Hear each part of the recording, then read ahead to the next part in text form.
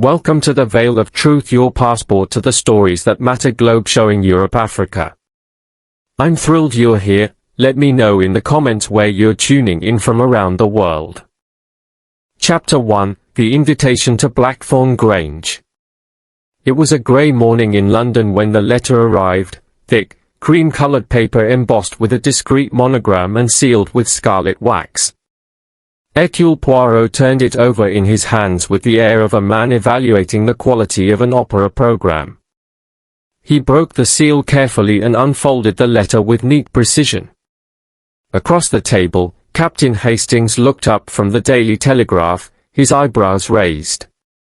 Poirot read aloud in his measured, deliberate voice. My dear Monsieur Poirot, I hope you will forgive the liberty I take in writing to you directly. A most peculiar and distressing matter has arisen at Blackthorn Grange, our family estate in Dorset. Though the local authorities believe the matter resolved, I remain unconvinced, and I fear a deeper truth lies hidden. I humbly request your assistance. Yours sincerely, Amelia Beresford. Sounds rather serious, Hastings said, folding his paper. Poirot leaned back, fingertips pressed together. Indeed, mon ami. When a woman of breeding and composure writes with such urgency, and speaks of matters peculiar and distressing, we must assume she does not do so lightly. You're not thinking of going down there, are you? Hastings asked, though he knew the answer already. Poirot smiled, his moustaches curling like punctuation marks. Mais oui, Hastings. You forget, I am retired. I have nothing but time, an overabundance of grey cells, and a curious desire to walk once again into the fog of mystery. 3 days later, they were on the 10:32 train to Dorset. The countryside unspooled outside the carriage window, all rolling hills and sheep-studded pastures, the occasional thatched roof tucked among the trees. As they approached Blackthorn Grange, a sense of quiet gravity settled upon them. The estate, when it came into view, was every inch the ancestral seat it claimed to be. Ivy crawled across its weathered stone façade like green veins. A pair of wrought iron gates flanked the gravel drive. Beyond them, tall hedges and naked oaks stood guard as though brooding over secrets buried deep in the soil. A butler did not greet them, which Poirot noted immediately. Curious, he murmured to Hastings. An estate of this size, yet no formal reception. Either the household is reduced in staff, or someone has made themselves absent. They were shown into a parlour by a housemaid and served tea by the housekeeper, Mrs. Delphine Crane, a gaunt woman with watchful eyes and the hands of someone who had known long years of scrubbing. Lady Amelia Beresford entered moments later. Tall, silver-haired, and upright as a lance, she wore deep blue and carried herself with an air of fading command, like a monarch retired from her court. Monsieur Poirot, she said, extending a hand. You are most welcome. And you, Captain Hastings. Madam, Poirot said with a small bow. Your letter intrigued me. I have come to listen with the ears most attentive. She seated herself opposite them, her expression grave. My nephew Edward, she began, was found dead 2 mornings ago in the drawing-room. He was seated by the hearth. His body had been severely burned. The constable, an earnest but unimaginative man, concluded it was a tragic accident. That Edward had consumed too much brandy and collapsed into the fire. And yet, Poirot prompted gently, you do not share his conclusion. No, she said firmly. Edward was many things, impulsive, arrogant, often unkind. But he was not careless. He would never have allowed himself to fall into a fire. And I saw the look in his eyes, Monsieur Poirot, the last evening he dined with us. He was frightened. Frightened? Hastings asked. Of what? She shook her head slowly. He would not say. But I am his only living relative of senior rank. If justice is to be sought on his behalf, I must be the one to call for it." Poirot nodded. "Madam, I will examine the scene. I will speak to your household. If your fears are well-founded, we shall discover the truth. And if they are not, then I shall confirm that, too, with evidence and clarity."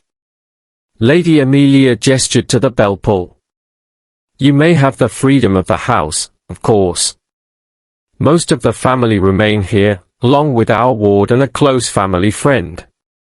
I will have them summoned if you wish." Poirot stood. "Let us begin with the drawing-room.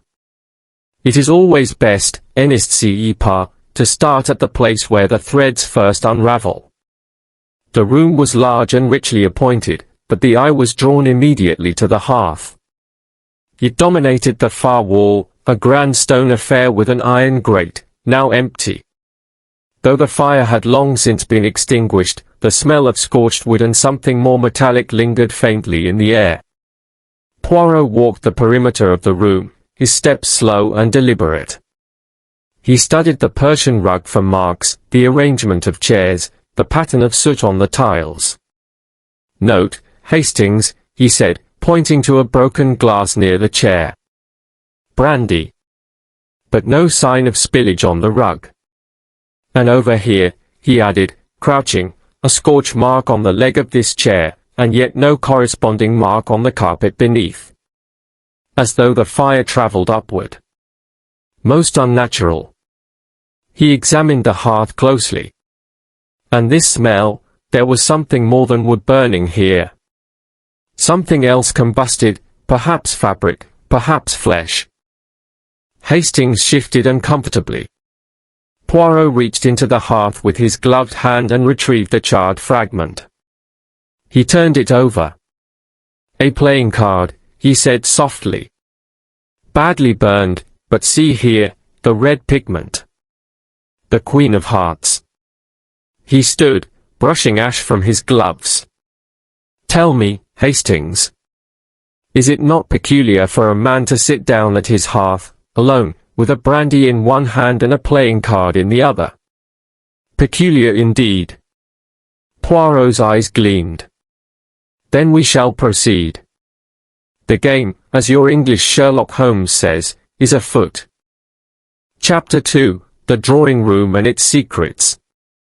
The drawing-room of Blackthorn Grange was a stately chamber meant for elegance, not death. Heavy drapes hung at either end of the bay windows, letting in a filtered grey light. Dark oak panels lined the walls, and bookshelves groaned with centuries of leather-bound knowledge. But it was the hearth, broad, blackened, and still faintly smelling of smoke, that dominated the room. Hercule Poirot stood very still, surveying the space like a general upon a battlefield. He walked the perimeter slowly, eye scanning every detail with calm intensity. Captain Hastings trailed behind, glancing at the scorched chair and broken brandy glass with less certainty. Poirot crouched near the fireplace. "Mon ami," he said, "observe this rug. No scorch marks. And yet, the chair is charred. Fire travels upward, yes, but it needs time. For this chair to burn and leave the carpet untouched, it suggests the chair was moved here after the fire had begun." "Moved?" Hastings frowned. "Surely not after Edward had fallen in." "Just so. But what if he was never sitting here at all?" Poirot reached beneath the edge of the rug with a gloved hand and produced a small fragment of glass.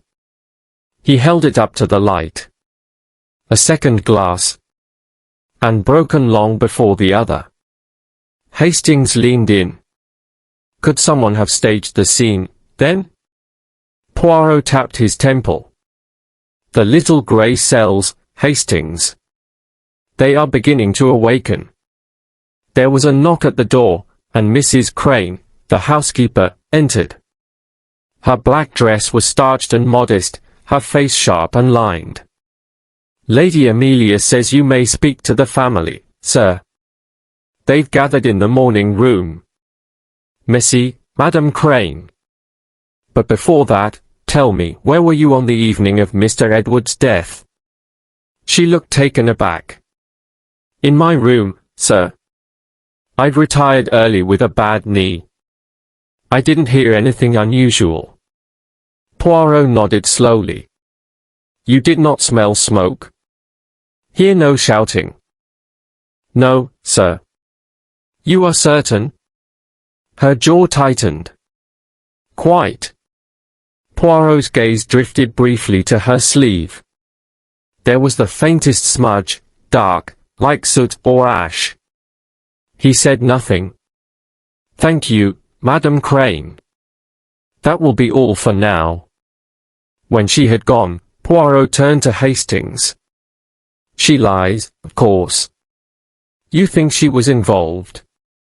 No, but she knows more than she says. And I do not believe she slept through a man being burned alive a few doors away. They made their way down the corridor to the morning room, where the family had gathered under Lady Amelia's request. Poirot took in the group with a single sweep of the eye. Miles Beresford, the elder brother, stood by the window, tall and austere. His grey suit matched his mood. His hands were clasped tightly behind his back. Beatrice, his wife, lounged on a faded chaise with a cigarette and a distracted air. Her crimson lipstick was too bright for morning, her pearls too deliberate. Lucian Vale, Lady Amelia's ward, hovered nervously near the bookcase. He was slight, fidgeting with his cuff as if unsure where to put his hands.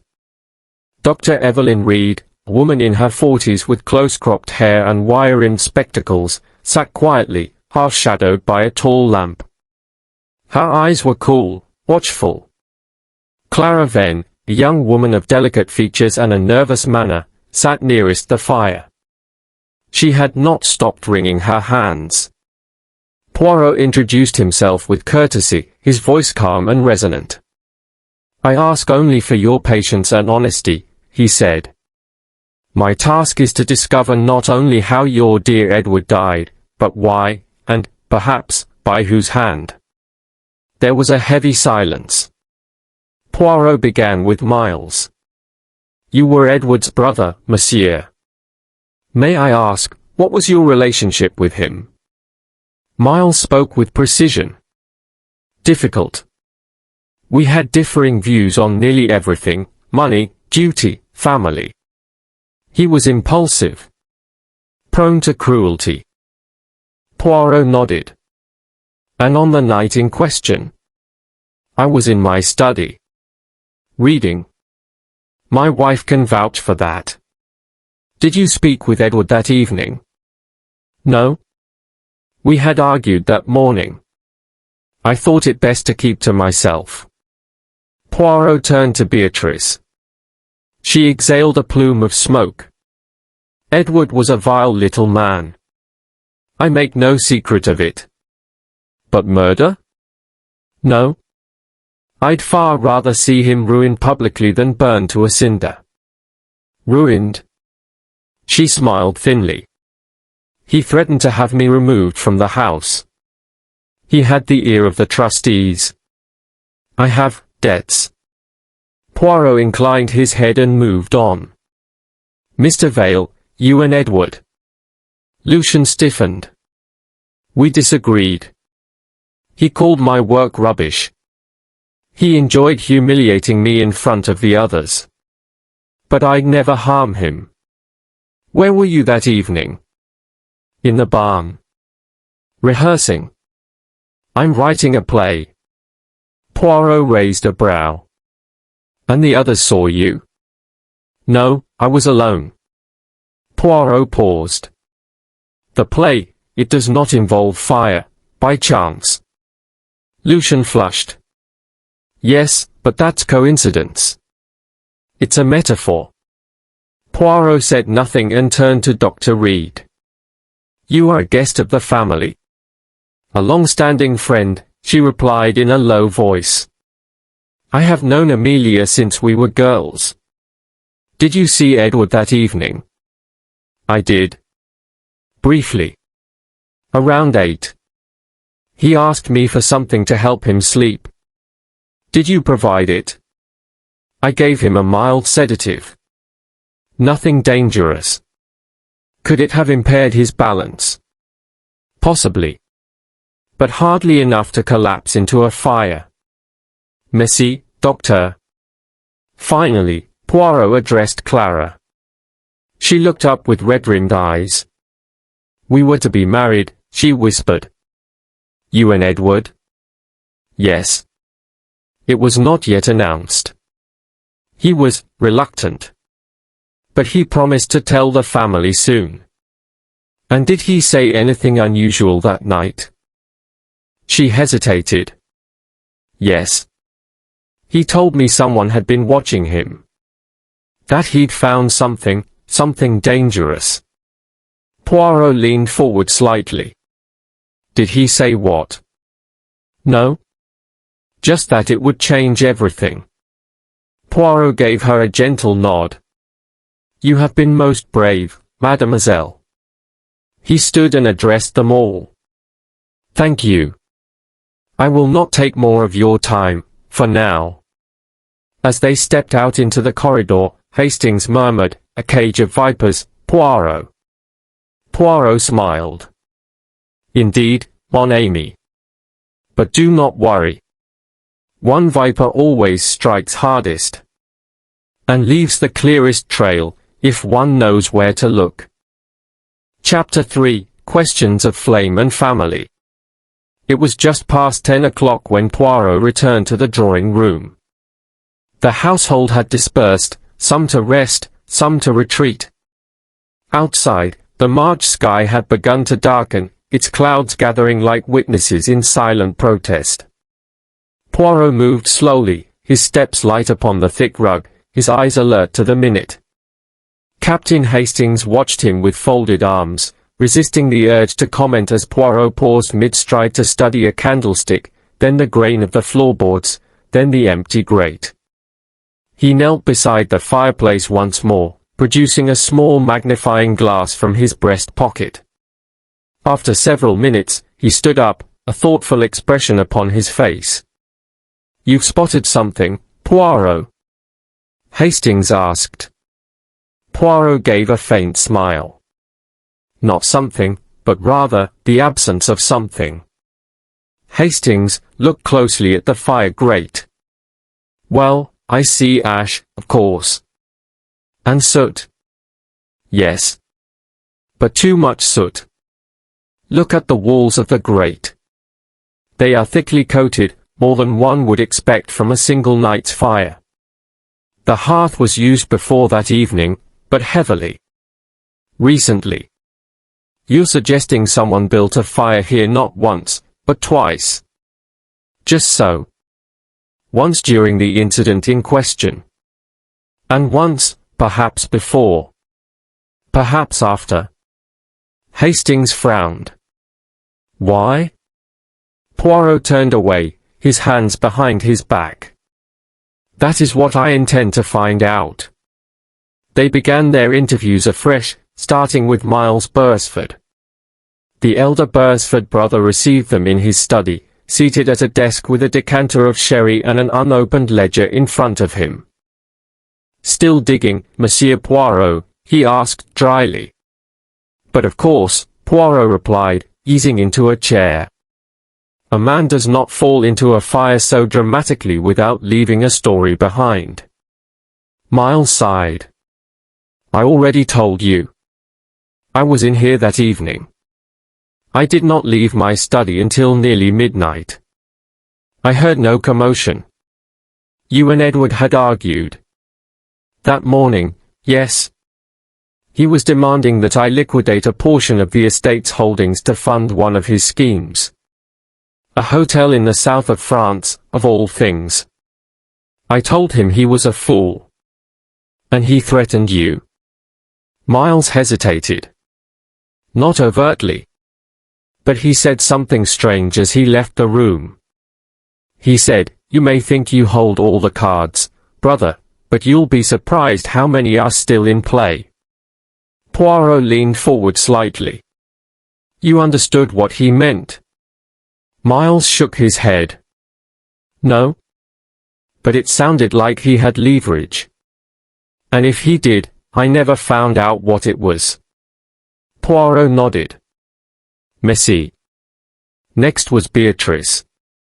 She received them in her room, draped across a chaise longue in a haze of perfume and pale morning light. She wore a silk dressing gown and looked half amused by Poirot's presence. You do realize, monsieur, this is not a crime novel, she said, sipping something from a crystal glass. Madam, I never confuse fiction with reality. In fiction, the clues are always in plain sight. In life, they are often burned in the fire. She raised an eyebrow. A philosopher as well as a detective. Very well. Ask what you like. You said Edward threatened to have you removed. Yes, and he could have. Technically, he was the one with access to the trust. Amelia holds the estate, but Edward had the purse strings for the family allowance. And you were in debt. Beatrice gave a lazy shrug. Not disastrously. But yes, I owed some people. People one prefers not to anger. He knew this. He enjoyed reminding me. Poirot studied her carefully. Did you see Edward that evening? Briefly. Around 8:30. He was in the billiard room, looking unusually pleased with himself. I asked why, and he said something infuriating. Which was?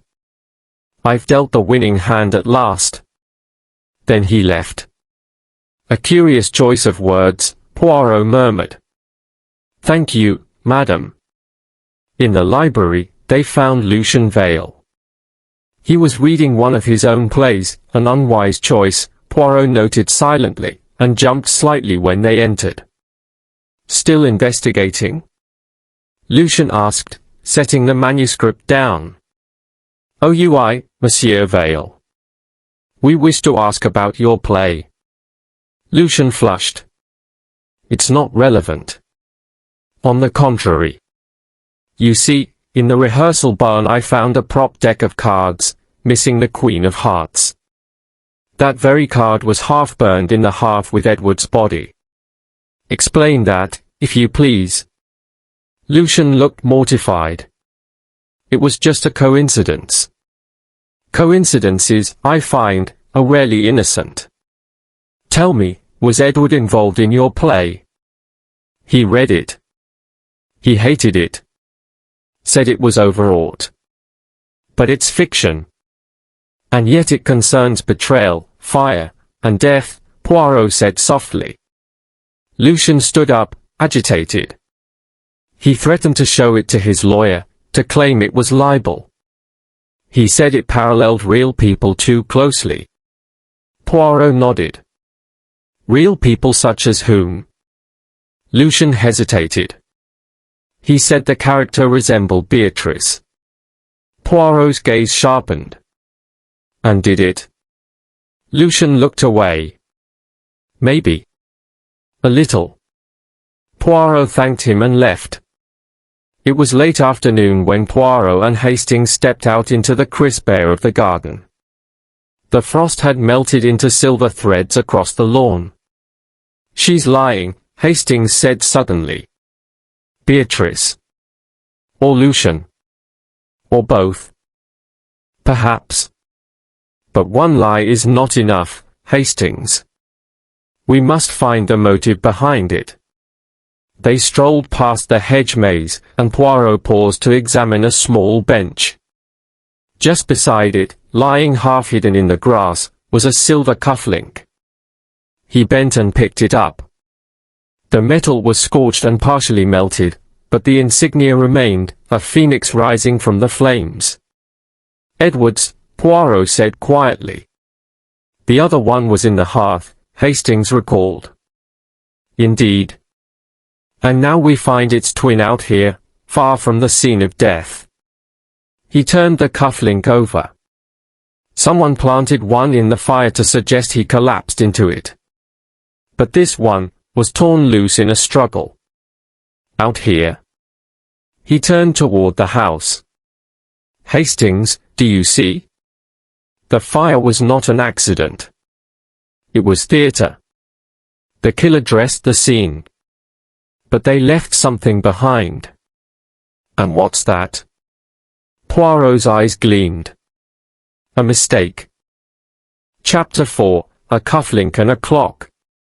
The morning broke with a thin mist curling over the grounds of Blackthorn Grange, casting the ancient estate in a shroud of pale mystery. The trees stood bare, and the gravel underfoot was wet from a midnight drizzle. From his window, Poirot observed the scene with narrowed eyes, his mind already racing ahead of the day. At precisely 8:30, he joined Captain Hastings for breakfast in the east-facing dining room, where a modest spread had been laid out, tea, toast, marmalade, and a faint air of tension. "We are close, mon ami," he said as he stirred his tisane. "To what exactly?" Hastings asked. "We've discovered a second cufflink, yes, but it proves little." "Ah, but it proves everything," Poirot said. "One cufflink in the fire, meant to imply accident. The other, found far from the scene, implies struggle. Therefore, there was movement. The body was placed, not found." "But why would someone do all that?" Hastings asked. "To conceal the true cause of death, naturally." Before Hastings could respond, a quiet knock interrupted them. Mrs. Crane entered with her habitual frown. "Begging your pardon, sir, but Lady Amelia requests your presence in the study." Poirot stood at once. "Come, Hastings. Let us see what our gracious hostess has to reveal." Lady Amelia was seated at her escritoire, a letter open before her and a troubled look on her usually imperious face. "Monsieur Poirot," she said, folding her hands, "I thought it right to inform you, Edward's solicitor has written. There was a change to his will. Recently made." "Ah?" Poirot's brows lifted. "Yes. The new beneficiary is Miss Clara Venn." Hastings whistled softly. "So she inherits?" "She does," Amelia said. "A substantial amount, in fact. Almost everything he controlled under the family trust." "Do you find that surprising?" Poirot asked. "Not altogether," she admitted. "Edward could be impulsive, and he was, I think, truly fond of Clara. But he didn't mention it to anyone, not even me.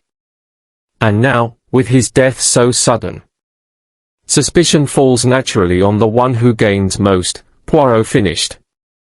Amelia nodded. "You must speak with her again." "I intend to."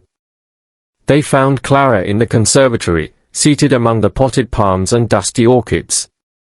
She was pale, dressed in morning grey, and her eyes looked more alert than sorrowful.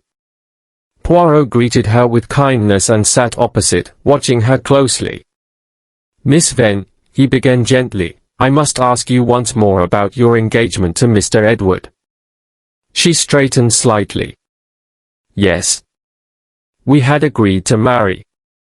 It was not formalized publicly, but it was real. He had even begun writing to his solicitor. So I understand. Were you aware he had altered his will in your favor?" Clara blinked, and her voice faltered. No, I wasn't." "Are you certain?" Poirot gave a small nod. "Quite certain." "And you told me he said someone was watching him?" "Yes."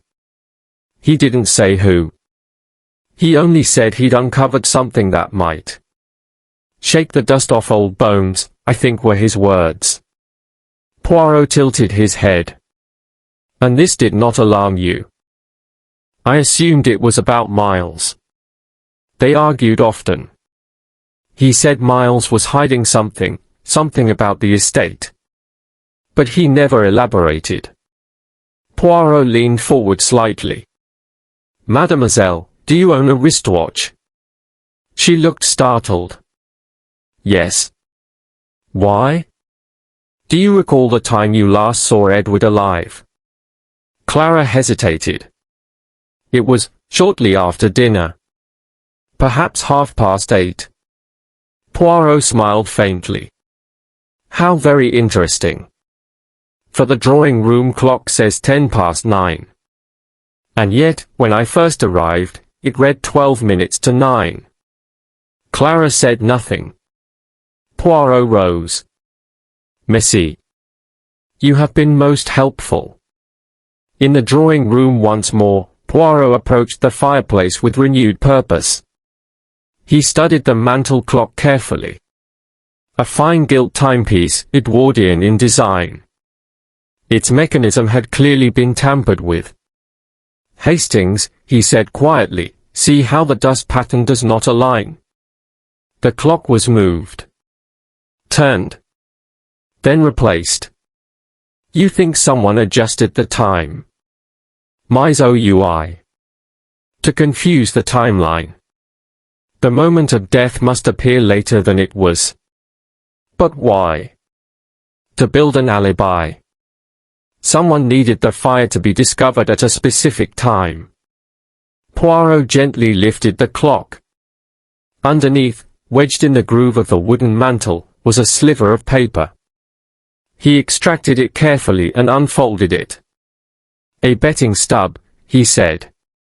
"From a bookmaker in Weymouth. Placed at 7:30 that evening. Name on the back, Lucian Vale." Hastings frowned. "I thought he said he was rehearsing all night." "Indeed. But this says otherwise." Poirot found Lucian pacing in the corridor near the parlor. When confronted with the betting stub, he turned pale. "Yes, I went into the village," he admitted reluctantly. "I didn't want anyone to know. I have difficulties with money. I wagered the last of my allowance that night." "Then you were not rehearsing alone?" "No. I lied. I didn't want Beatrice, or Miles, to know." "Understandable," Poirot said. "But lies, even those meant to protect pride, can be dangerous when a man is murdered." "I didn't kill him," Lucian snapped. "I may be foolish, but I'm not a killer."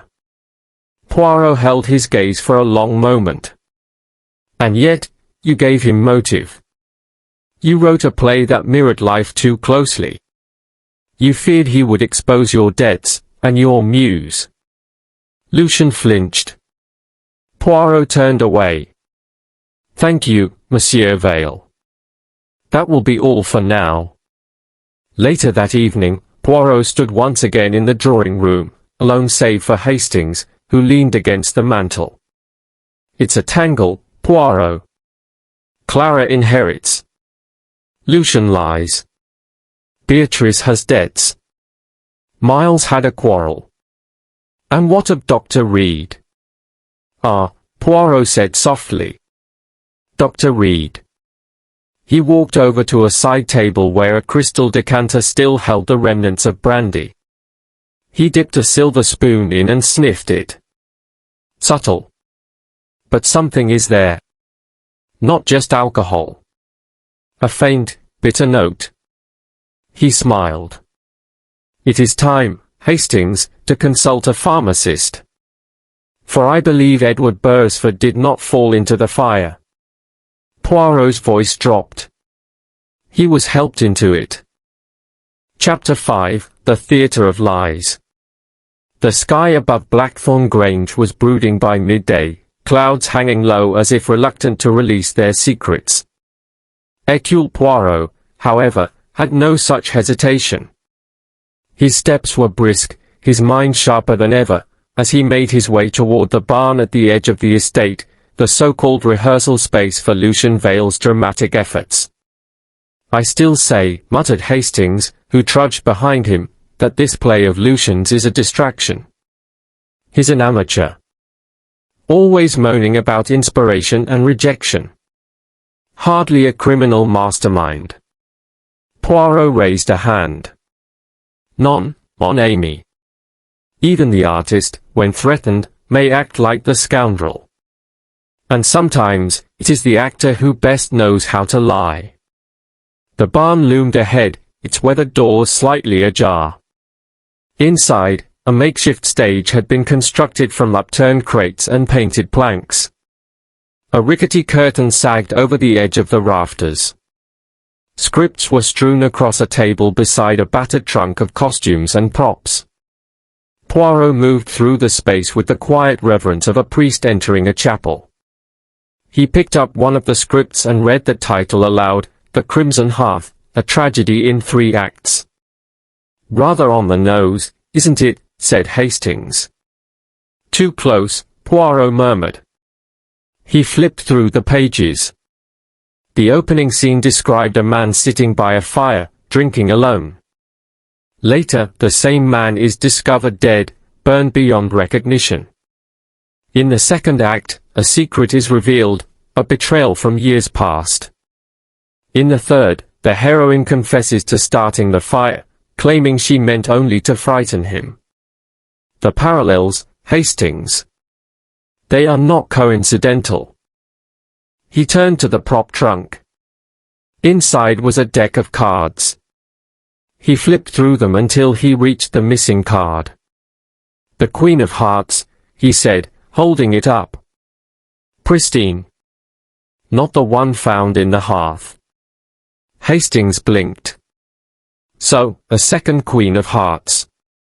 Or a swap, Poirot said. Someone took one from this set. Perhaps to leave a message, or a signature. He pocketed the card and turned toward the rear of the barn, where a ladder led to a narrow loft. He climbed nimbly, then paused. A bottle of paraffin. Half empty. Next to it, a bundle of soot-blackened rags. Poirot's expression turned grim. And here we have the materials of a most unfortunate fire.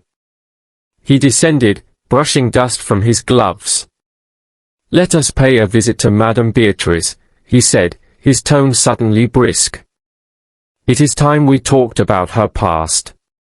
Beatrice was in the music room, a place that suited her well, all velvet furnishings and dramatic shadows. She sat at the grand piano, idly tapping one key with a painted nail. Poirot entered silently, Hastings behind him.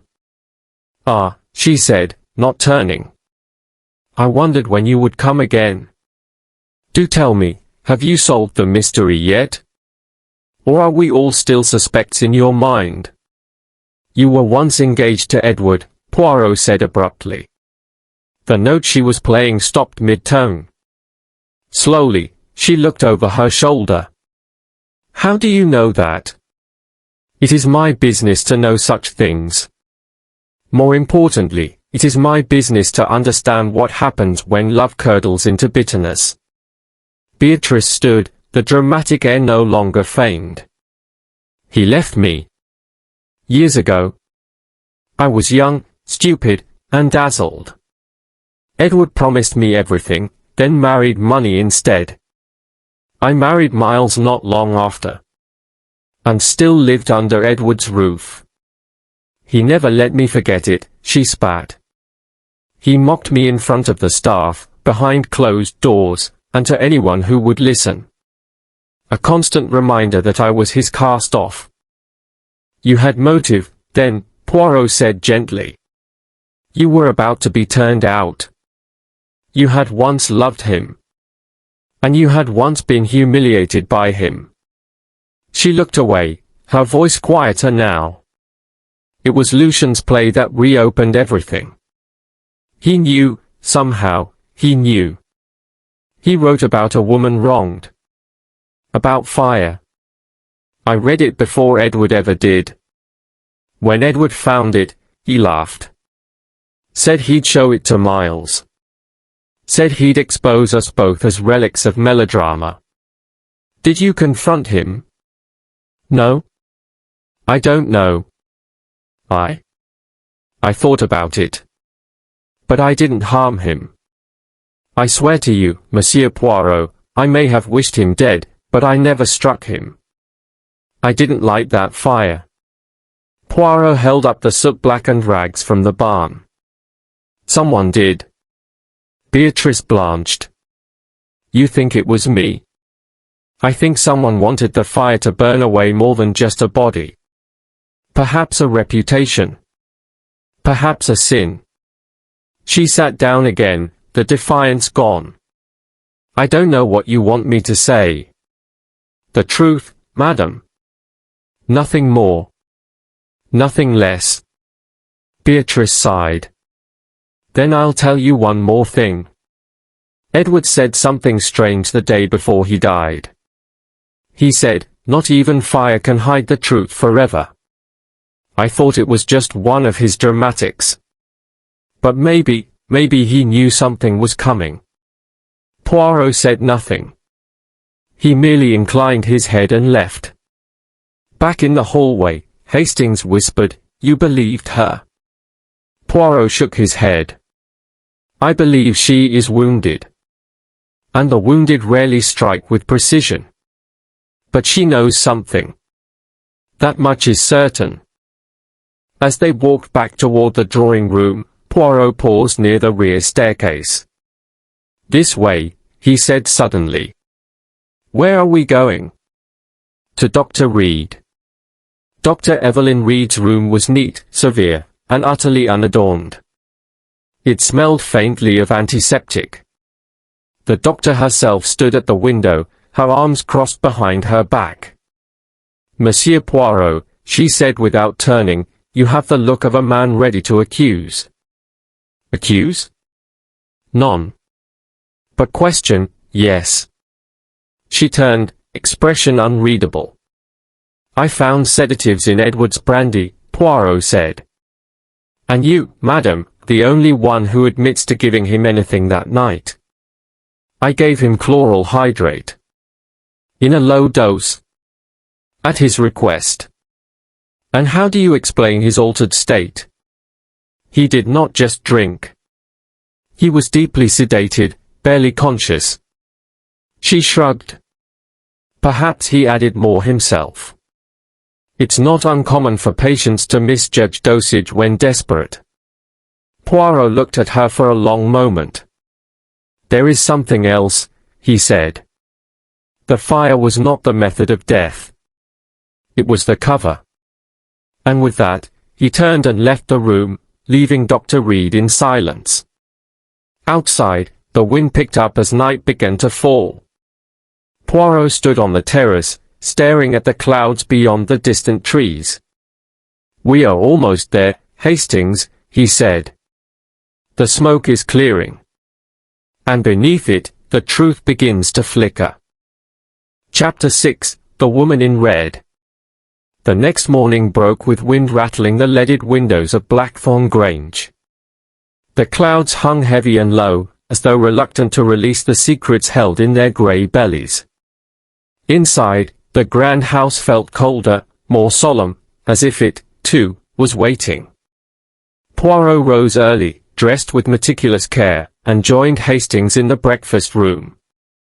Clara Venn was already there, alone, a cup of tea untouched before her.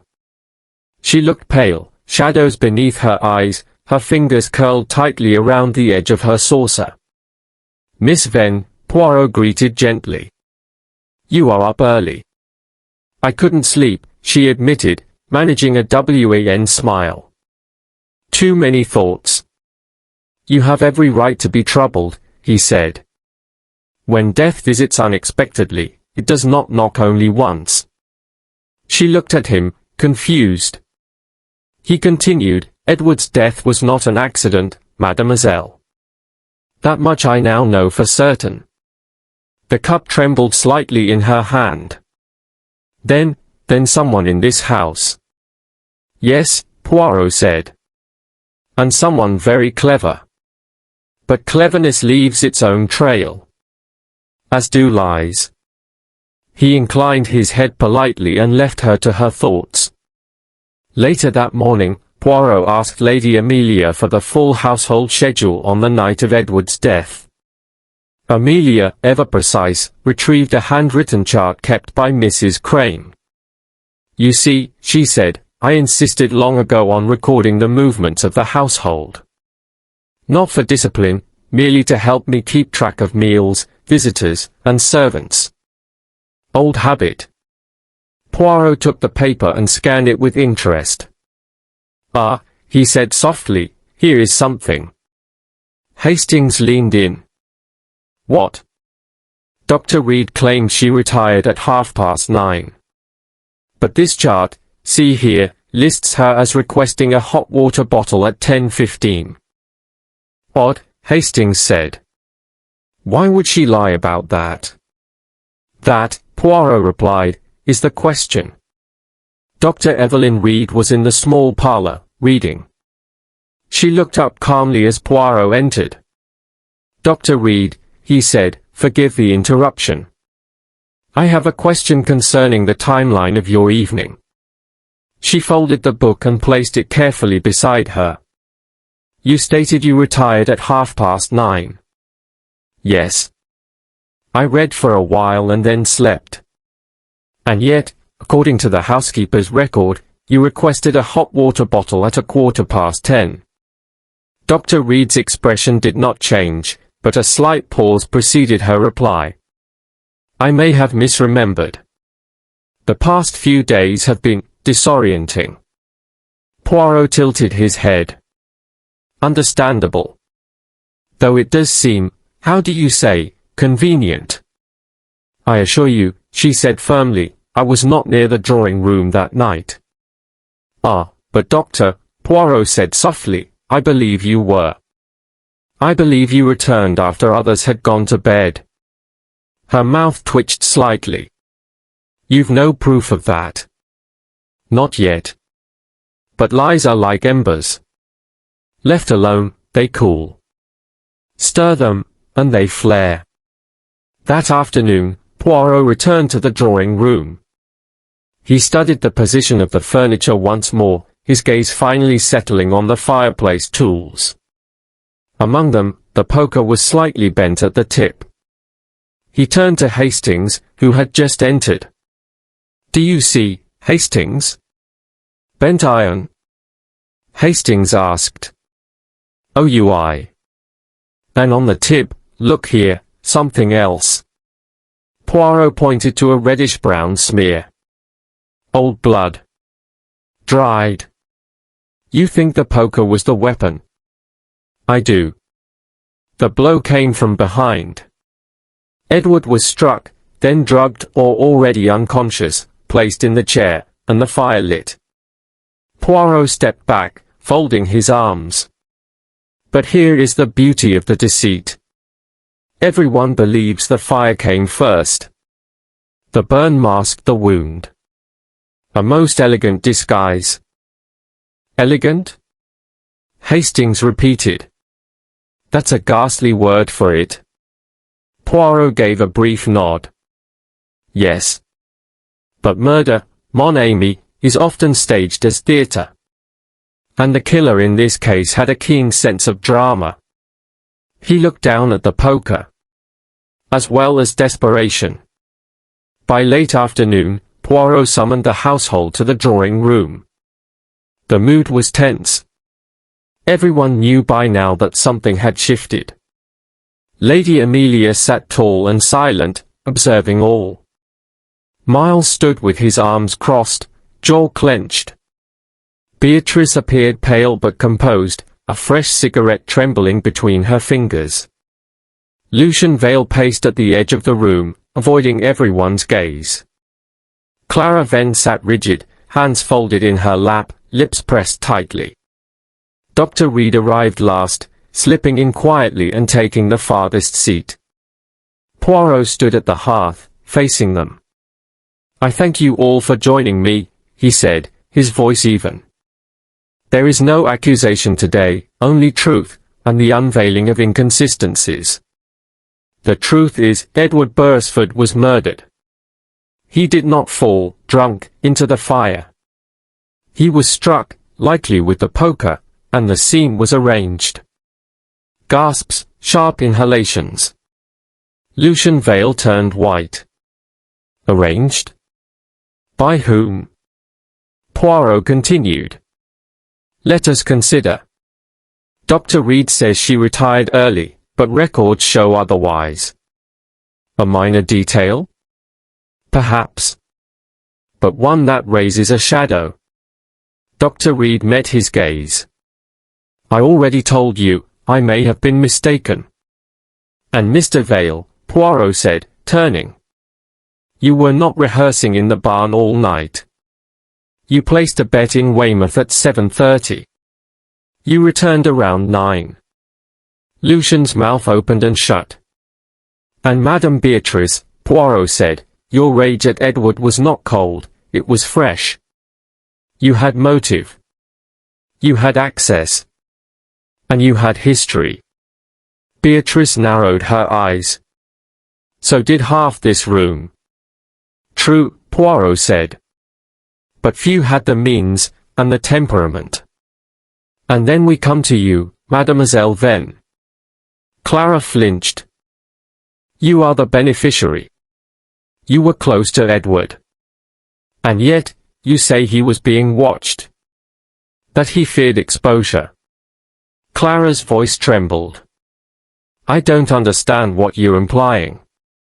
Poirot's tone softened. I imply nothing. But I sense in this room too many secrets. And very soon, I will reveal the one secret that will unlock them all. He glanced at the hearth.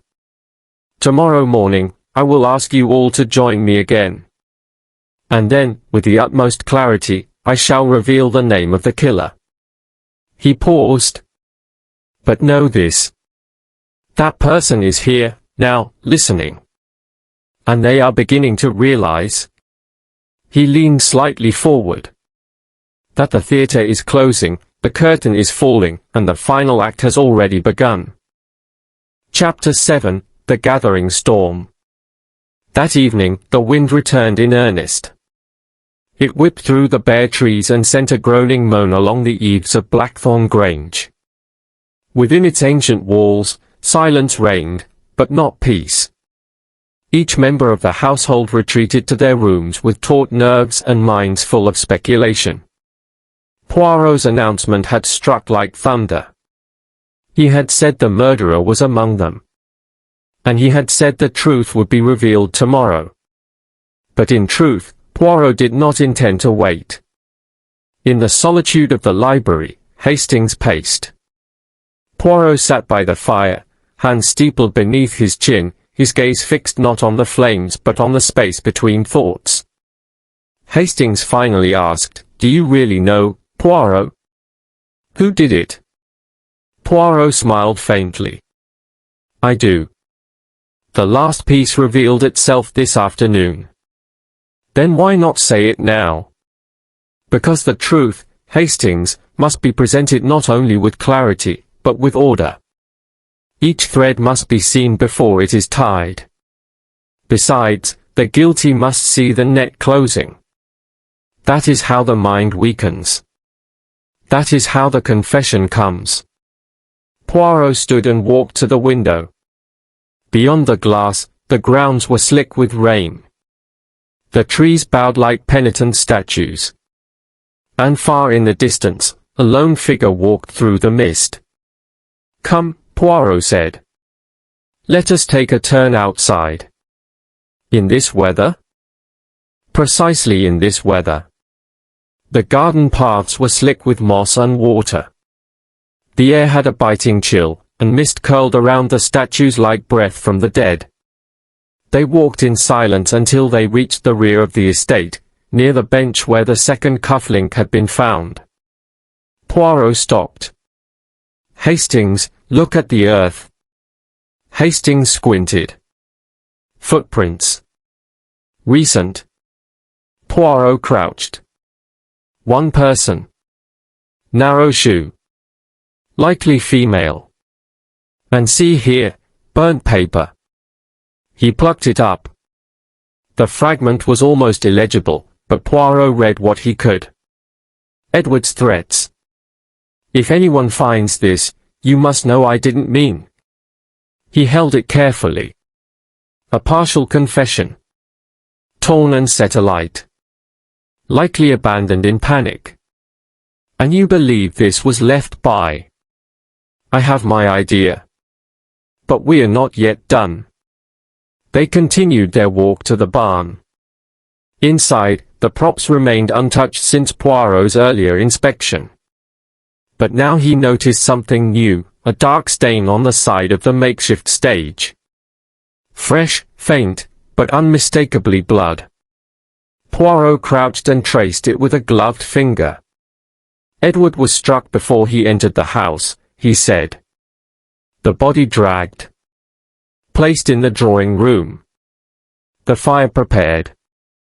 He looked at the ladder leading to the loft. It was up here, perhaps, that the killer waited, or acted. Hastings paled. "You think it happened here?" "I am certain." Poirot turned. "Come, Hastings. The final question must now be asked." And answered. By early morning, Poirot had summoned Mrs. Crane to his room. The housekeeper entered with pursed lips and arms stiff at her sides. "You sent for me, sir?" "Oh, I. Please, sit." She looked surprised but obeyed. "Mrs. Crane," Poirot began gently, "you are a woman of order. Of routine. I see it in the precision of the table settings. The polished brass. The well-kept ledgers." She blinked at him, unsure. "But I also see something else," he continued. "The smallest hint of fear. You told me you retired early that night. You claim to have heard nothing." "That's correct." Poirot produced a small item from his pocket and placed it on the table between them. It was a matchbook. Black, with the name of a Weymouth tobacconist stamped in gold. "I found this in the scullery," he said. "Used only once. And I believe it was used to light the fire in the drawing room. After Edward's body was placed there."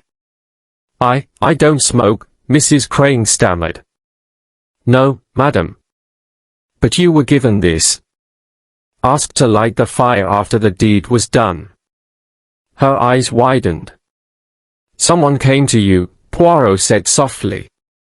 "They said Edward had fallen asleep. That it was cold. Would you be so kind? Just light the fire, they said. And you, loyal and long-suffering, did as you were told. Not knowing, until later, what you had been part of." Her hands trembled now. "Mrs. Crane," he said, "you must tell me who asked you." She lowered her head. "It was Dr. Reed." Poirot found Dr. Evelyn Reed in the solarium, staring out at the rain-streaked glass. She turned slowly as he entered. "You've come," she said, voice cool. "I always do," Poirot replied. "I imagine you're going to accuse me." "I already have. But not publicly." "Not yet." She held his gaze. "And what is your proof?" "Many things. The altered clock. The sedative in the brandy. The bent poker. The matchbook used by Mrs. Crane, under your instruction." She opened her mouth, then shut it again. "I found the confession," Poirot said. "The one you burned behind the hedge. Not the full letter, no, but enough. You struck him in the barn. You used the play as cover. You placed the body in the drawing room. You lit the fire and left Mrs. Crane to find him. You staged the accident." "I didn't mean to kill him," she whispered. Poirot remained silent. He found out. About me. About what I did years ago. I was struck off the register. A child died. I made a mistake. Edward discovered it. He threatened to expose me. To ruin me. And so you chose ruin for him instead. Tears ran silently down her cheeks. I only meant to frighten him. To stop him. I didn't expect him to fight back. He grabbed my arm. I hit him. Poirot bowed his head. Murder is often unplanned, he said softly. But always it reveals the mind of the killer. Dr. Reed wiped her eyes. You will tell the others. I will tell the truth, Poirot replied. But you may choose to surrender yourself. Or not. She nodded. I will. That evening, Poirot assembled the household once again in the drawing room. The wind had quieted. The rain had eased. The truth was ready. And the storm had passed. Chapter 8, The Crimson Truth. The drawing room of Blackthorn Grange had never felt so silent. The storm had passed in the night, but a stillness remained, as if the house itself held its breath. The household had gathered as summoned. They came in quietly, uncertain and wary. Each took the same place they had held during Poirot's last address. Yet something was different. There was tension in the air, taut, quiet, and unmistakable. The kind that settles just before something inevitable. Poirot stood before the hearth, immaculate in his grey suit, his moustaches groomed to perfection. Beside him, Hastings stood with folded arms and a watchful eye. The fire crackled gently behind them. Poirot waited until the clock chimed the hour. Then he began. Mesdames et messieurs, I thank you for your patience. The task I have undertaken, investigating the tragic death of Monsieur Edward Beresford, has not been simple. The surface told one story. A man found dead beside a roaring fire. A broken glass. A single playing card. All suggested accident, or even suicide. He paused, pacing slowly. But I do not listen only to the surface. I listen to details. And the details, they spoke of a different tale entirely. Lucian veil shifted uncomfortably. Beatrice stared at the fire. Clara looked down at her lap. Only Lady Amelia met Poirot's eyes, calm and composed. Poirot continued. Edward did not fall. He was placed. The fire did not cause his death, it was lit to conceal it. There was a struggle. A weapon. A wound. And then, there was staging. The broken glass, the chair, the card, even the timepiece. All altered. He turned to Lucian. Mr. Vale. You claimed to be rehearsing your play in the barn. A lie. You were placing a bet in Weymouth at the time of the crime. When I questioned you, you cracked. Lucian opened his mouth to speak, then shut it. Your play, The Crimson Hearth, mirrored the crime too closely to be coincidence. Fire, betrayal, a hidden truth. But it was not you who enacted the play's terrible ending. He turned to Beatrice. Madam, your history with Edward was bitter. Once lovers, now enemies under one roof. He held the purse strings. He mocked you. He threatened to expose your debts. You had motive, but not the means. Beatrice inhaled sharply, but said nothing. Poirot's eyes moved to Clara. Mademoiselle Venn, you were to inherit everything. Edward changed his will just before his death. You say you did not know. Perhaps that is true. But he told you he was being watched. That he had uncovered a dangerous secret. Poirot's voice softened. Which brings us, at last, to the truth. He stepped forward. The person who killed Edward did not do so for love, or inheritance, or revenge. They did it to protect themselves. Because Edward had discovered something that could destroy them. Poirot turned slowly, then looked directly at Dr. Evelyn Reed. Doctor. You killed Edward Beresford. The room went utterly still. Dr. Reed sat motionless in her chair, her hands folded tightly in her lap. Her face was unreadable. You had a secret, Poirot said. A tragic mistake in your past. A child died under your care. You were struck off the register. You rebuilt your life here, quietly, respectfully. But Edward found out. He threatened to expose you. He enjoyed the power it gave him. Poirot walked toward her, his voice calm but implacable. You gave him a sedative, chloral hydrate. When he confronted you in the barn, you struck him with the poker. It was impulsive. Desperate. You panicked. But then, you staged the scene. He gestured to the fireplace. You dragged the body. You broke a glass and spilled nothing. You lit the fire, but not yourself. You sent Mrs. Crane. She had no idea. She thought she was simply tending to a sleeping man. Poirot held up the scorched cufflink. You even planted this to suggest Edward had fallen naturally. But mistakes were made. The clock was moved. The rug unburned.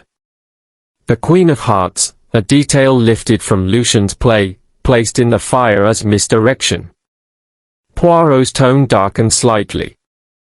And then, you tried to burn your own confession. Behind the hedge. But I found the charred fragments. A silence followed, broken only by the hiss of the fire. Dr. Reed said quietly, I didn't mean to kill him. Poirot nodded once. That, I believe. But the intention matters less than the act. You feared disgrace. You feared ruin. So you committed murder to avoid them. Lady Amelia closed her eyes, the only sign of grief she would allow. Miles Beresford rose. We must inform the authorities. Dr. Reed stood slowly. You needn't bother. I'll go myself. Poirot inclined his head. Merci, Doctor. It is best this way. As Dr. Reed left the room, the others remained seated, stunned. Beatrice finally spoke. Why the Queen of Hearts? Poirot turned to her. A message, he said. Perhaps one from Edward himself.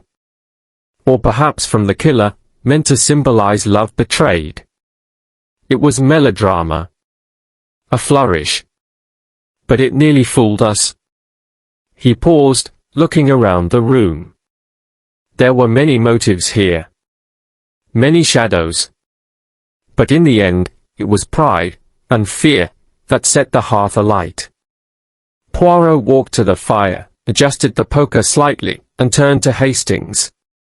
It is finished. Hastings nodded slowly. You've done it again, Poirot. Poirot smiled, gently smoothing his moustache. Ah, but Hastings, I did not do it for glory. I did it because the truth, it burns hotter than any fire. And unlike a hearth, it does not go cold.